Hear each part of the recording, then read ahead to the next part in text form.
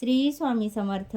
होलिका दहनाचा सण यावर्षी सोमवारी 2 मार्च रोजी साजरा केला जाणार आहे. होलिका दहनाच्या दिवशी नारळाचे काही विशेष उपाय जर आपण या दिवशी केले तर आपल्या जीवनात कधीही कोणत्या गोष्टीची कमतरता भासत नाही आणि सर्व प्रकारच्या दोषांपासून आपल्याला मुक्तता मिळते. आपल्या हिंदू धर्मात होळी हा सण मोठ्या थाटामाटात साजरा केला जातो आणि या सणाची तयारी महिनाभर अगोदरपासूनच सुरू होते. दरवर्षी होलिका दहन फाल्गुन पौर्णिमेच्या दिवशी साजरा केला जातो.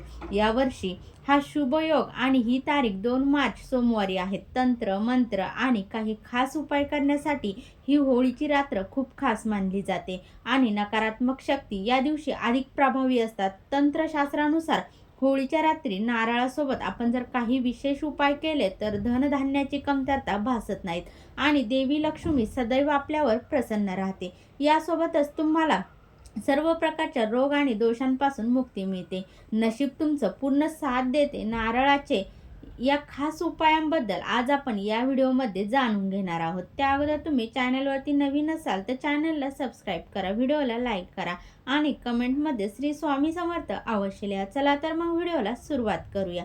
बघा, होळीच्या दिवशी रात्री आपण पाण्याने भरलेला एक नारळ घ्यायचा आहे. तो नारळ आपण आपल्या घरामध्ये एखादी व्यक्ती सतत आजारी किंवा पीडित व्यक्ती असेल किंवा आपल्या घरातील एखाद्या व्यक्तीचं कोणतंही काम पूर्ण होत नसेल, प्रत्येक कामात त्या व्यक्तीला अडथळे येत असतील तर त्या व्यक्तीवरून आपण हा पाण्याने भरलेला एक नारळ घेऊन त्या व्यक्तीवरून उतरवून घेऊन यानंतर आपण तो नारळ पेटलेल्या होळीत टाकून द्यायचा आहे.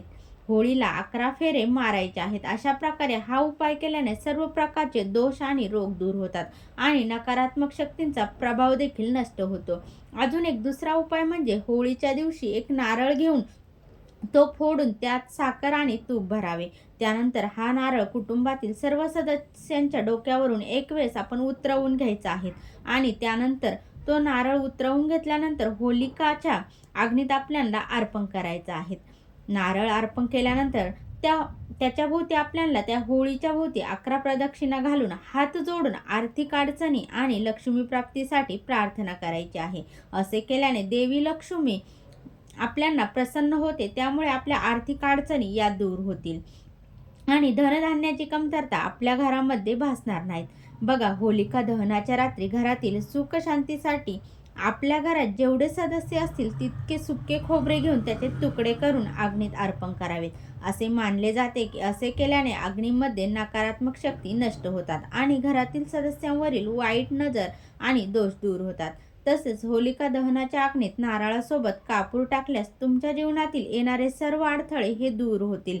व्हिडिओ आवडल्यास लाईक, शेअर, कमेंट करा. चॅनलवरती नवीन असाल तर चॅनलला सबस्क्राईब करा.